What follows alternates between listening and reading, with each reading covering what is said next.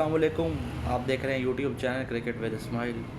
Pakistan cricket आपको पता ही है, हर वक्त कंटेंट यहाँ पे मिलता ही रहता है। आज पीएसएल की बात मैं नहीं करूँगा, आज पाकिस्तान क्रिकेट टीम के बारे में बात करेंगे। जो टेस्ट स्क्वाड अनाउंस हो गया है बांग्लादेश सीरीज़ के लिए, ऊपर से नए हेड कोच बन गया पाकिस्तान के सरफराज अहमद। बैटिंग कोच उन्होंने वो बना दिया, असद शफीक को बना दिया है, और बॉलिंग कोच उमर गुल को बना दिया। सरफराज अहमद को, असद शफीक को या फिर उमर गुल को कोई जूनियर लेवल पर लगाना चाहिए। अंडर 19 की टीम्स हैं, इमर्जिंग टीम है, उनके साथ होना चाहिए। हालांकि वहाँ भी सरफराज से काम किया हुआ है और उसको सिलेक्टर भी फिर बना दिया हुआ है। असद शफीक भी सिलेक्टर हैं और प्रेस कॉन्फ्रेंस में वो कुछ बोलते ही नहीं आकर, आपको पता ही है, उनसे कोई सवाल भी नहीं किया जाता। और अब वो बैटिंग कोच भी बनेंगे। हाई पावर सेंटर भी उन्होंने संभाला हुआ है। सरफराज के भी 2-3 काम है, इनके भी ऐसे ही हैं। आगे जब इनके पास वही पावर है, असिस्टेंट डायरेक्टर भी है, पता नहीं क्या क्या चीज़ें चल रही हैं पाकिस्तान क्रिकेट के अंदर। इनके पास कोई कोचिंग की एक्सपीरियंस भी नहीं है, ना इन्होंने कोई कोर्स किया हुआ। लेवल 3 लेवल 1 2 कोच होता है कोर्स कोचिंग का, इन्होंने नहीं किया हुआ। उमर गुल ने तो फिर टीम्स के साथ कोचिंग की हुई है मुख्तलिफ किस्म की, बट फिर भी मैं समझता हूँ उनको जूनियर टीम के साथ लगाना चाहिए, निचले लेवल से होना चाहिए। ऊपर लेवल पे इनको क्या बताएंगे, शहीन शाह अफरीदी को क्या उन्होंने बताना, और उन्होंने शहीन शाह अफरीदी ने सुनना है जैसा हमको जानते हैं। ना ही बैटिंग हमारे बैटर्स सुनेंगे, असद शफीक और सरफराज भी होगा वहाँ पर, तो और पता नहीं क्या तमाशा यहाँ पे बनने जा रहा है। पता नहीं सरफराज हम अपने बाकी फॉरन क्रिकेटर्स की तरह वही तमाशा ना करें पाकिस्तान क्रिकेट को बर्बाद करने में।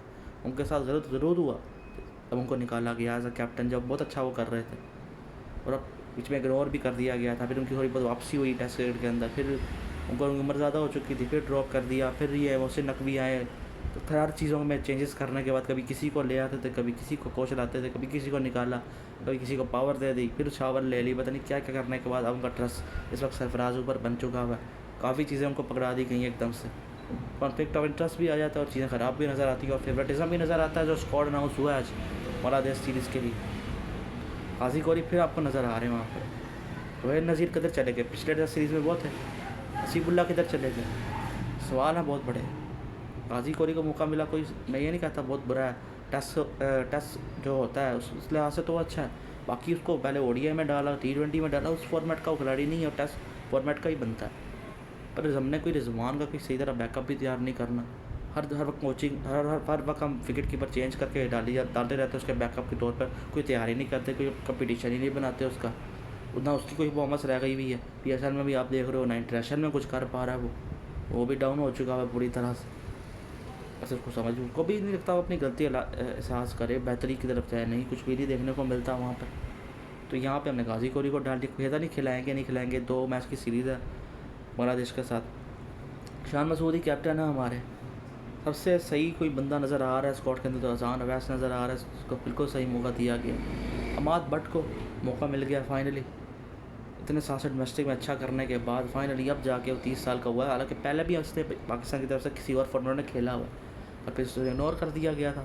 तो वो पता ना को किसी की पर्ची नहीं था, कोई रिश्तेदारी नहीं थी, कोई सिफारिश नहीं थी। तो अब इनका बसर तो शादाब खान भी टेस्ट में खेल दिल करता होगा डालने का, फिर वहाँ पर फिर ज़्यादा ही बड़ी बात हो जाएगी ना, इसलिए वाइट बॉल में खिलाते हैं उसको, तो उसको मौका मिल गया वहाँ। अब्दुल्ला फजल, अब ये फिर देखो फॉर्मेट मिक्स करना, इस फॉर्मेट में अब्दुल्ला फजल का नहीं बनता, चलो डाला आप खिलाएंगे तो नहीं उसको।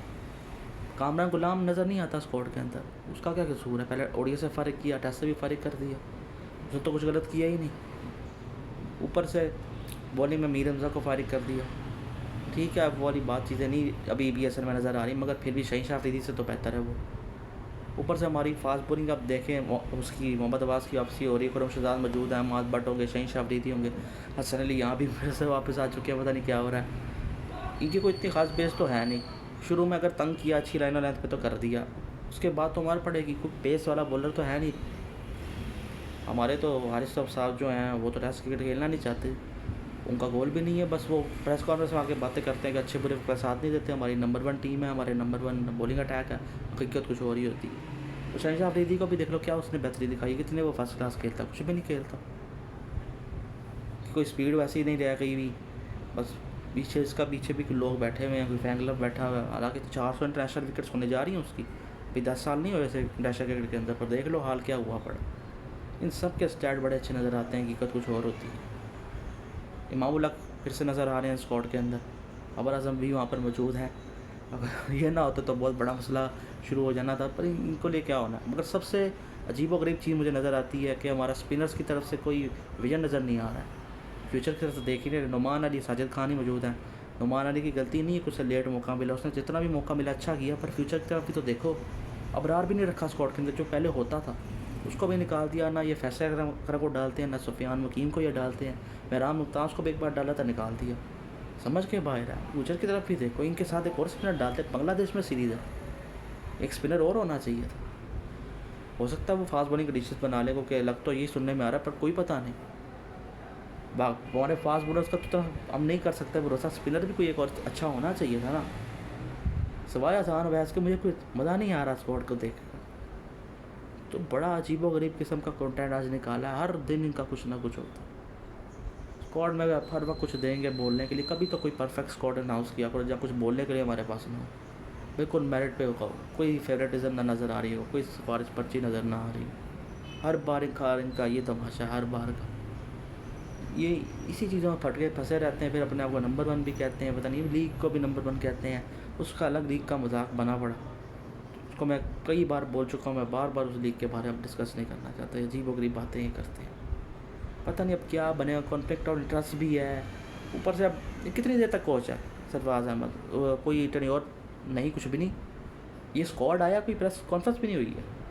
ये इतनी अजीबोगरीब चीज़ है।